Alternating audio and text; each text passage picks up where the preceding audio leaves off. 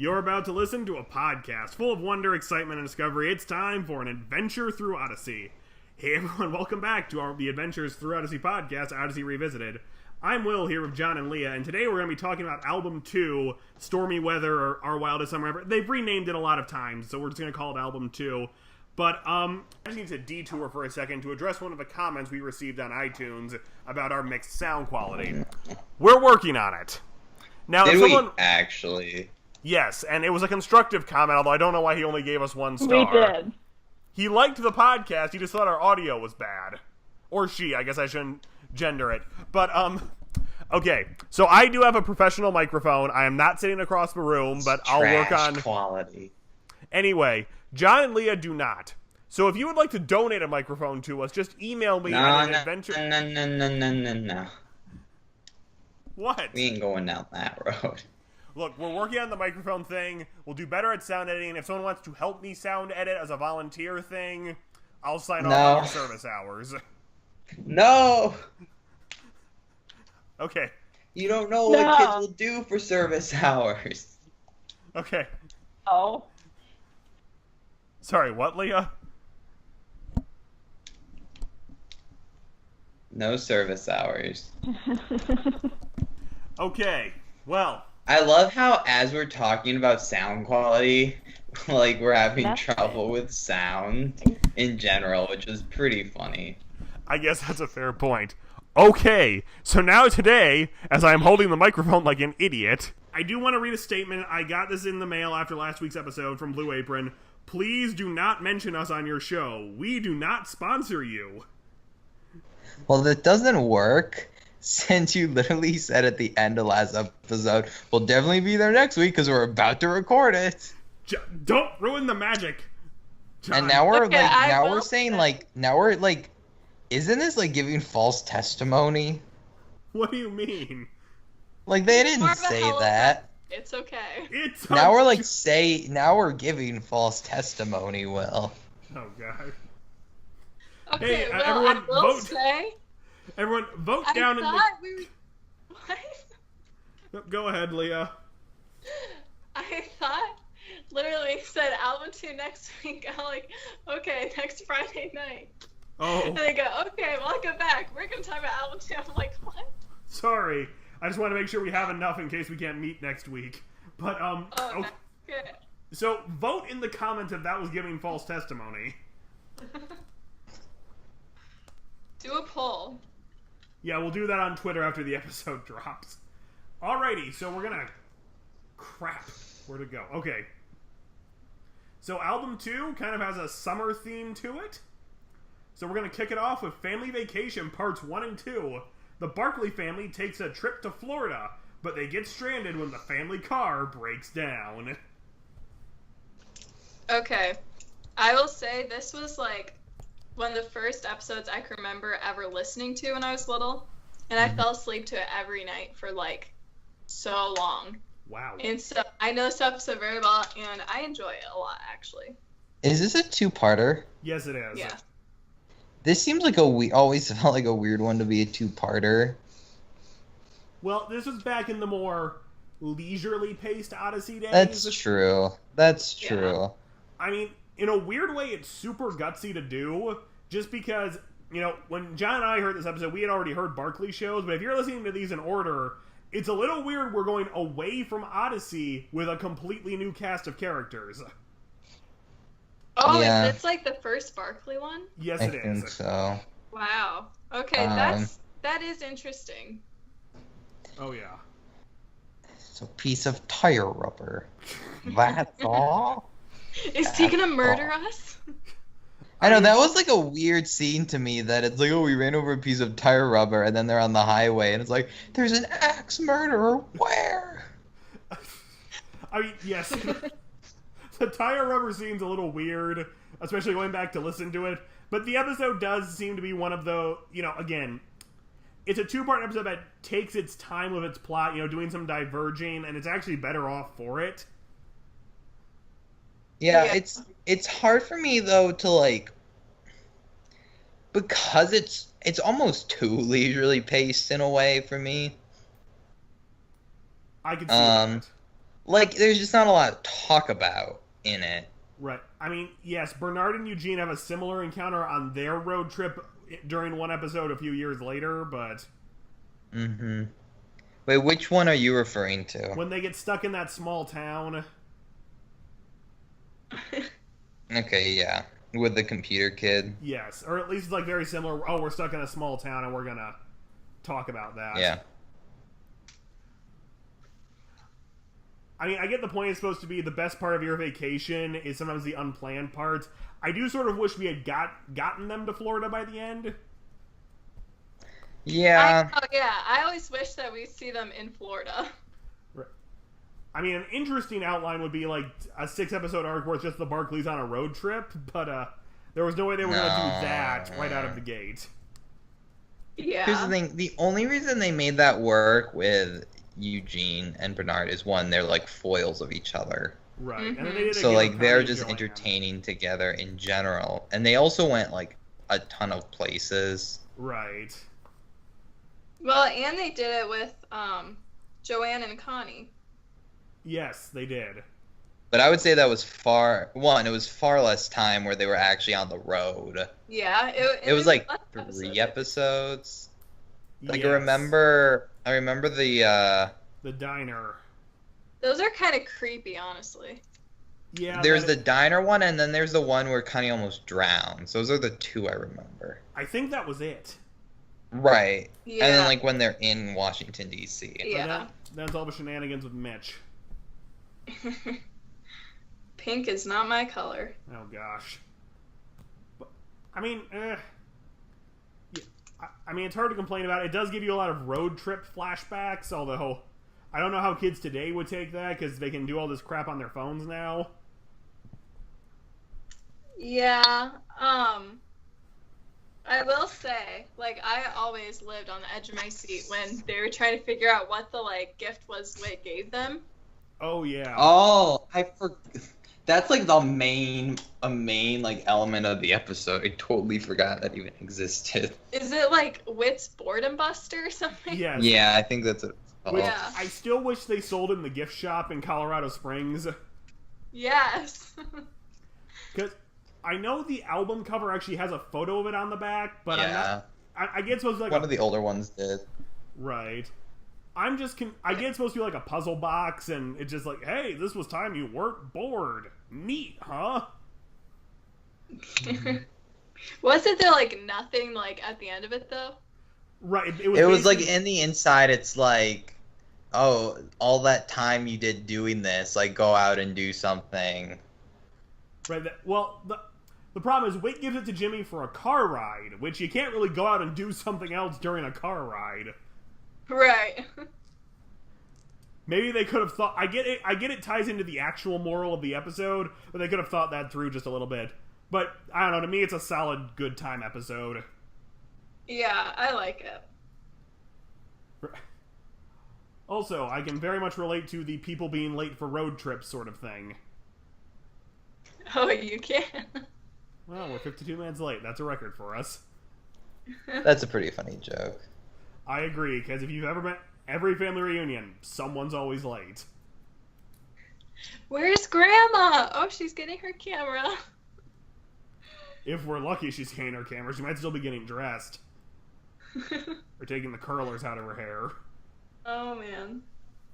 So, Let's go on the pontoon ride. it was a tri-tune. Try. Okay, maybe next episode. Oh, thank you, John. The day independence came, Erwin Springer, an American middle schooler interested in history, falls when trying to get a book and imagines he visited the American Revolution and witnesses the signing of a Declaration of Independence. Who wants Chick-fil-A? What? This episode was included in a Chick-fil-A kids meal. Oh. Washington praise in the name of God. So some parents got mad, so they had a protest outside Chick-fil-A on a And Sunday. it was on Sunday.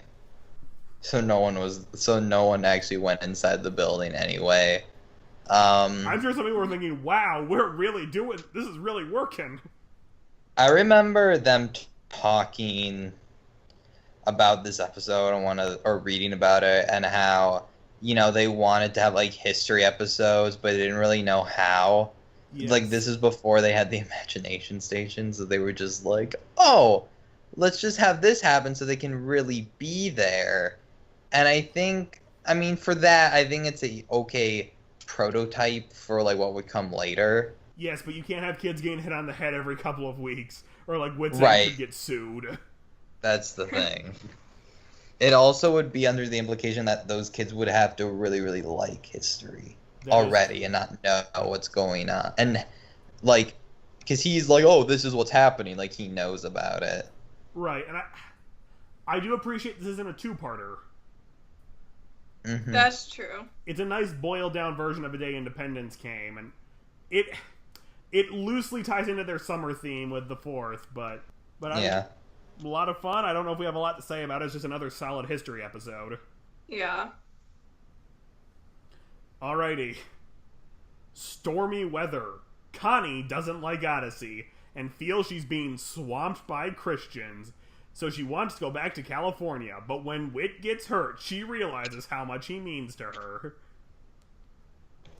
Always a weird Now- episode for me as a kid. Was that a tornado? It was just a thunderstorm. There was a tornado at the end. Okay. So wait, Whit like got hurt from broken glass from the window, right? Yes, lightning strikes the window, and Whit has glass fly into his leg. Wow. Intense. Oh, yeah. I appreciated this episode for like more of the story of Connie and like her character, I guess. Yeah. It is one of a few pre-Christian Connie episodes where we get a real deep look into who she is, or was. Yeah. But, Yeah, I mean, here's the thing. I think it works only because, like, the Connie arc is so short. I mean, it took place over a year in real time, so... Right, but, like, episode-wise, it's not... Yes, but it's like Connie's mom dying. Every episode with Connie is about her not being a Christian. But, like, is there another one this album? Isn't there, like, half of one, basically? I mean, not really. Right. There's not... Having one per album isn't that bad. Oh, yeah. Okay. If anything, they could have took it a little slower, but, you know. Right, they could have gotten canceled any day, so... Now, you said this We was gotta get this one person to be a Christian fast. Now, you said this was a weird one for you as a kid? I don't know. It's like weird. It's like, oh, there's glass. Like him getting glass in his leg, and isn't it we? This doesn't have flashbacks. Well, they're talking. Like it's a lot of Tom and Whit, like just kind of talking about like setup stuff. No, like some of that's, the early episodes, it's just Tom and Whit talking, No, that's and a it's different... not. I know what episode you're thinking of. That's the episode where Connie goes back to California, and part one is basically Connie the clip show.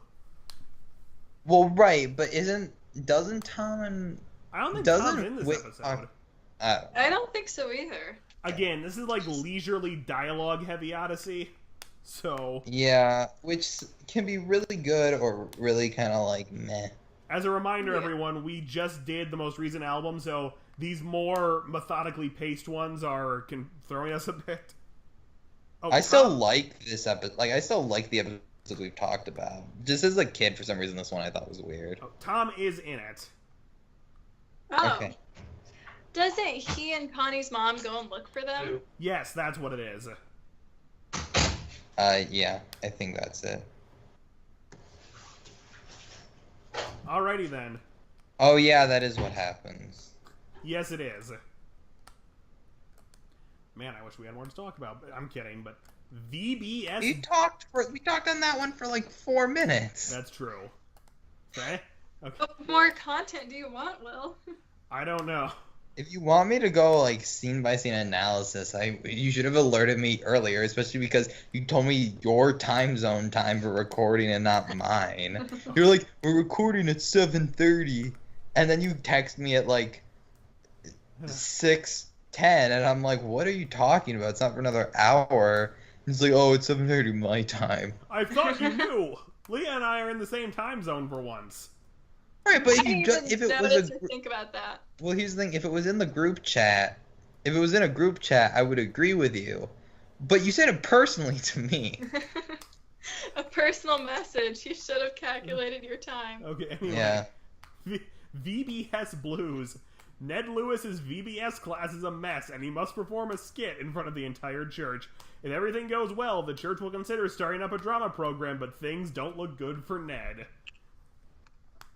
I honestly don't think I've ever heard this episode.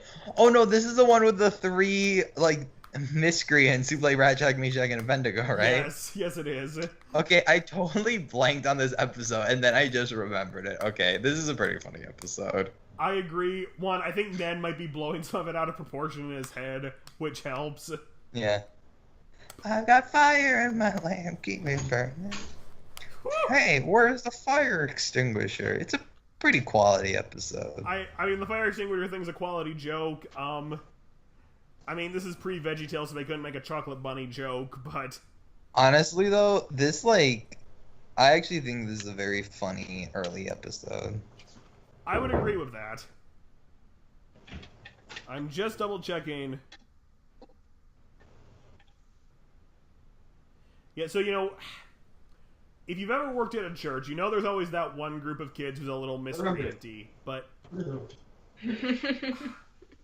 As funny as their skit is, I don't know if it would have gone over as well in a real church. It depends on the church. Also, because it's a kids thing. Right. Anything with kids goes over. Yeah. And it wasn't like... Well, I don't know how old those 3 guys were. They were in 6th grade. It's a 6th grade class. Then maybe Wow. that might pass, because it wasn't like anything bad. Making it like no fire extinguisher, like they can pull that off as being kind of cute. Right. The only thing that really bugs me is early in the episode, Ned's trying to find other kids, and when he asks other kids, the bullies actually threaten them in front of Ned, and he doesn't do anything. So to some extent, that takes away any credibility he had. Well, it's because Ned is like what, probably a freshman or sophomore in high school. That's probably true. Like he doesn't know how to deal with that. Well, yeah, but he should have gone to a teacher, but I think Right. he was worried if he did, they would like just be too bad. yeah, it's one of those weird things where I get the train of thought here, but it feels like all of Ned's problems could have been avoided, but it turns out to go well for him, so... Yeah. And hey, the kids come to church more, so... Yeah. But yes, honestly, the skit itself is one of the funnier bits of comedy Odyssey's ever written, so... At least I would say early. Like, yeah.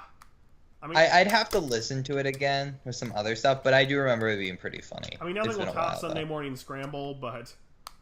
Yeah. Don't you remember the snowflakes? Why, yes, Elaine, I do remember offending those liberals. I wish you could see John's face. Next episode. I'll cut that out. Kids Radio. Brad and Sherman hit the airwaves with their very own radio station, Kids Radio. But without proper support, the project is headed for trouble. It's so weird to me they brought this back. However, I like, and it feels weird knowing what it would become down the road. But I think this episode works pretty well for what it's trying to get across. I would agree with that. Like, the message of, like, oh, it's all these things these people are excited about, and there's only really, it turns out only 1 or 2 guys who are super dedicated in the end. Right.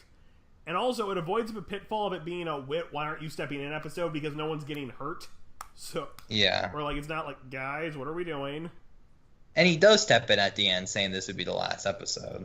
Right, but he doesn't step in until, like, he almost passes out on air, which... Anyway. But yes, it's a very quality... I don't know if it's a quality setup episode, because I doubt they knew it was going to be set up at the time. Yeah, I think it's weird to listen to knowing what they would do with the idea. Yeah.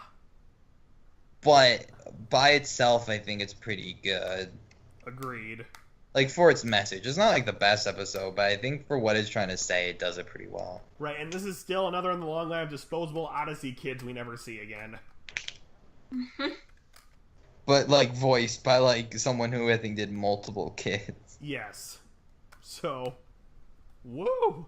I just can't remember any like memorable moments from the episode. I know, I'm not remembering this one. Okay then. I think the kid, they say some funny stuff on the air. That is kind of true, yeah. Alrighty. Camp What-A-Nut, parts 1 and 2. In the first Camp What-A-Nut adventure, Donnie McCoy learns about being short, Chaz Wentworth is put in his place, and Ned Lewis deals with a crush. It's hard to convey the problem being short on a radio program. Yeah. Yes. Like, I mean, I get, like, you just say they're short. I feel like there are other issues they could have come up with that would have worked better to convey. Because it's solely dependent on him keep saying, I'm short, I'm short. Yes. Oh, yeah. And again, I'd call this another leisurely two-parter. Wait, so this is the one with the chef kid, right? This is one with the chef getting chased up the tree by the bear. There's nothing else. Ned Lewis deals with a crush. Is that the same Ned from the VBS? Yes, which I appreciate there was some continuity between that. They kept him for a while. Are you sure? I think Like this is for the an last album or two. Yeah, maybe you're right. Isn't Ned in that weird Connie, like, the No Problem episode? Oh, wait, you're right. Like, they brought him back occasionally. Yeah. But, Right. and it always had to do with, like, drama somehow. Right. Because I think it was for some theater program he was doing. That's probably true. The No Problem episode. It's good. It's hard when it's very heavily overshadowed by the one that would be, like, in album 5. You mean the one with the TV? The TV and the competition and the Yeah. sneaking out, which is just better. I would agree. Like, and it really, like, they could have, like, these stories could have been inserted into each other because they're just, like, at this one camp. Yeah, okay, because let's just run over all the subplots. The kid's too short. He gets chased up a tree by a bear, and that with Wit, and for some reason he's able to drag Wit back to the camp. Ned Lewis finds this girl's necklace thinking she's fallen in love with him, and he has to figure out how to deal with that, but apparently it's not true. Yeah. And then this kid and the chef face off and wind up getting sprayed by a skunk. Yeah, I think the best of was actually the kid and the chef. Yes. I think that's the funniest, and it also makes sense. It's the most camp-feeling plot. Yeah. Yeah. Like the other two you could have had anywhere, so... Yeah, the issue of being short, I mean, that I feel like they're just like, go up a tree and with a bear. Exactly. Which was just kind of weird in general. I don't know. But it was a, like, fine episode. It's just, like, it's so hard because the one, like, a year later was so much better. Absolutely. And it also had characters we knew, so that probably helped a little bit. Got anything else to say, Leah?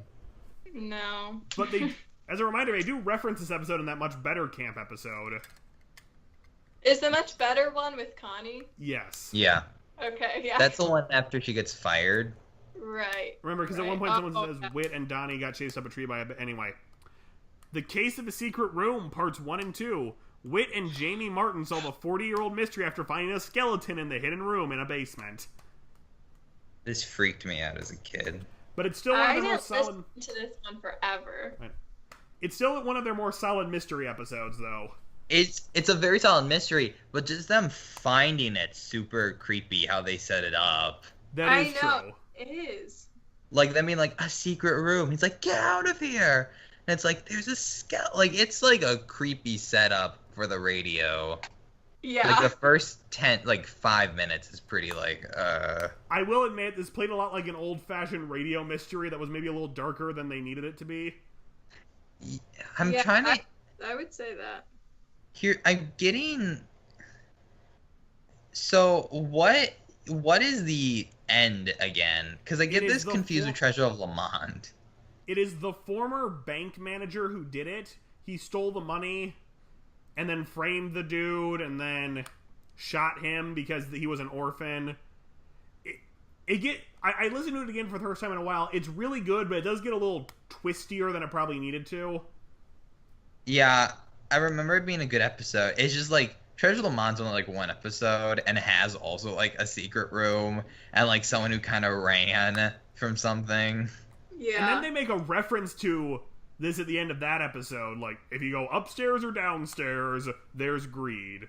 Come on, let's get started. And I don't know what that meant. Like, are we going to go down to the secret room and talk about it? No, remember they said they were going to paint it. Oh, yeah. To like What? remind people about greed. Which never came of any. It never really came of anything. It doesn't. I get like the secret. Like there's so much where there. Like like you just look in the building. It's like what's this giant like area I can't get to in my house? Well, it was behind a bookshelf in the basement, and I doubt Wit had a floor plan. Well, that one, but also for the one upstairs. Oh yeah, In like Lamont. that's true. And like all the tunnels, like. Like there's a piano back there, right? Yes, there is. It's like it's weird. Yes, it is. Still a One great in the episode. basement makes sense though. So, yes, Yeah. it does. Alrighty. Wait, there was something else. I think this might be the first time Tom played a huge role in an episode, now that I'm thinking about it. I'm sure there might have been something in album 1. Alrighty then. Return to the Bible room. Jack and Lucy use their imaginations to the fullest when Wit tells them the story of Jonah and his encounter with a big fish. Again, another proto-imagination station episode. Yeah. Wait, is it Jonah or Noah? It's Jonah. I thought it was Noah. No, Noah's something else. But you're right, there is an episode where Wit tells kids the story of Noah, but this one says Jonah. Wait, what's the name of this episode? Return to the Bible room. Keep talking. I'm gonna check this out. So it's actually very proto-imagination station where it's the story, but the kids are interacting with it a lot more. Yeah. Well, this one has Lucy, right? Yes, and Jack. And it ties a little more into, like, hey, it's going to have a moral of something the kids are dealing with. Whereas the day Independence came was just kind of, he loves the Revolutionary War, hits his head, and we're there. Yeah. I just think, in terms of, like, it's a fine episode. It's just very forgettable in terms of the other stuff. Because I don't even remember this, like, at all. I don't either. Like, from what I recall, like, if it was really bad, I would probably have remembered it. But, like, I don't remember. Yeah. The episode has them interacting with the story because Wit's such a good storyteller or something, but I don't know, raises some logistical questions, but we're not going to talk about that. Alrighty. Hey, didn't Jack and Lucy get married later? Yes, they did. Yeah. Ooh. And, like, they don't have that many episodes together. No, they don't. Well, they probably, if people were like, oh, they have a lot more than you think, but it was usually Lucy and, like, Trent. Kurt. Yeah. Not Trent, Kurt. Yeah, Kurt, yep. They need to come back, though, honestly. I know. Everyone's Forget face. Jillian and Jason. Then Connie and Jeff. Okay, but Jeff, where is Jeff? We haven't seen him lately. Buying cupcakes. Or were they bagels? I think it was cupcakes. I remember that now. Okay. But did they have filling? On Cupcake Wars, they do. Oh my. Okay, next episode. Alrighty, the last great adventure of summer. Terry's boring summer takes a drastic turn when he and his father are ambushed by terrorists. I didn't understand what was going on exactly when I was younger. I was like, why? Like, aren't they in a shoe store or something? Yeah, they're leaving a shoe store.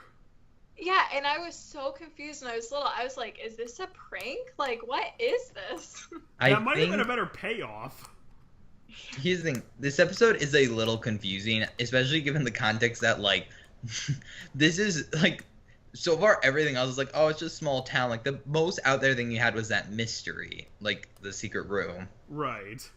And now you're like, oh man, this kid's only going on this super spy adventure. And it's a good episode again, but it is a little bit like, this is like a prototype for other stuff they do down the road. Right. Yeah, and don't they get, like, drugged or something? They get, like, so. gassed or something. Yeah, and I was, like, so confused when I was little. I'm like, what is going on? Like, it's not really creepy, but just what is happening? It is a little strange. Right down to the fact that the kid can't talk about it is like their way of saying, hey, we're hand-waving all of this. Yeah, how weird. Like that kid's definitely gonna say something about it. Oh, yeah. Like, oh, don't tell. It's like he's gonna tell someone. I mean, they probably won't believe him, but... Right. He's gonna tell. Yeah. Oh my. Yeah. I listened to all these episodes before we recorded, and I forgot just how out of place this one is. Especially when you open... Do you ever see this kid again? We don't. Wait. Probably with That's Jared. I think we might... Hold on. You see... Oh, no, yeah, because he was Whit- only in one. Especially because Whit opens the episode recapping everything that happened that summer. Yeah, that's what I'm thinking. Which... And, like, where's the mom? She's dead. Okay, because I was confused by that, too. Leah. But yeah, so that happened. This episode was like the definition of, well, that happened. Yeah, like, I have not heard in probably, like, 4 years, but I listened to it a lot when I was younger, even though I was confused by it, Right. so... I mean, honestly, if I was a kid who was like who listened to Odyssey from day one on the radio, and this episode came up, I would just be like, "What just happened?" Yeah, Yeah. it's a little bit just like, what? What is this? Well, because again, John and I didn't hear this episode till a lot later, so it didn't feel as out of place to us. Because Right, because they're just kind of, like, pick and choose which one you're listening to. Oh, I haven't heard this one yet. yeah, well, yeah, because later on they go on some of these weird, wacky spy missions, so it's not. Right. But that's also with, like, adults, and it works better. That's Yeah, true not too. taking a child. Like, most of the times they don't involve the kids too much. Like, with Novacom they did a little bit, and then there was that weird episode where, like, the kid who, like, lied all the time, or got, it's, the kid who is usually with the Barclays. Lawrence. Lawrence. Lawrence, like, discovers those kidnappers who kidnap Harlow Doyle. Like, Yes. Oh wait, Or that episode Eugene. technically aired before this one as a Harley episode. no. No, there's a Harley version of this episode, but they rewrote it for Harlow Doyle and Yes. the kid. Yeah, Lawrence. because it wasn't with Lawrence originally. Right. They did it like 20 albums later. Yes, they did. Okay. I will say at least the original version of the episode, though still a little goofy, doesn't break the reality of the show. So Okay. if that makes That makes okay, we could do a whole episode about the reality of Odyssey, but it was much more down to earth until, a few years in. yeah. Mhm. Okay. Is that it? Yes. Okay, so that wraps up this album. Join us again next time when we will talk about album 6, Mission Accomplished. We're not recording that Are we tonight. not- Are we not gonna score? Oh, you're right. So, John, since you reminded me, why don't you give us a score? I guess I'll give it like a 8.4 or 3, something like that. It's really good, and like a lot of it kind of did the bases, but looking at it today, there's some stuff that's a little more rough. But Absolutely. like it's because they were doing foundations of stuff that would come later. Right. Leah? Yeah. Oh. I'd probably give it like an 8. Just because some of the episodes I don't even like remember at all. Of course. Yeah, I'm gonna probably land in a 8.5 range. Hold on. Because I agree with John here that a lot of the episodes are pretty solid, but they're also very, very, like, old school, methodically paced, dialogue-driven Odyssey. Yeah. Which I know is weird to say because Odyssey's a radio show, so it has to be dialogue-driven. Mm-hmm. True. But there's very much a church play vibe to these. Like, oh, we could have kids just sit on a stage and read this off. Yeah. Okay. Hold on. I've left my phone in the other room this entire time, so hopefully no one was trying to contact me. Well, that actually wraps up this episode. Join us next week when we will talk about Album 6, Mission Accomplished. Insert your George W. Bush joke here. All right. What a joke. I know. I thought it was great. What a grand joke. Alrighty. Your early 2000s, mid-2000s humor. Alrighty. Are you taking a picture with your phone? No, I'm not. Because you're just like... Yeah, it's kind of weird. Okay, let's wrap it up. Alrighty, I'm Will. I'm John. And we'll see you all next week.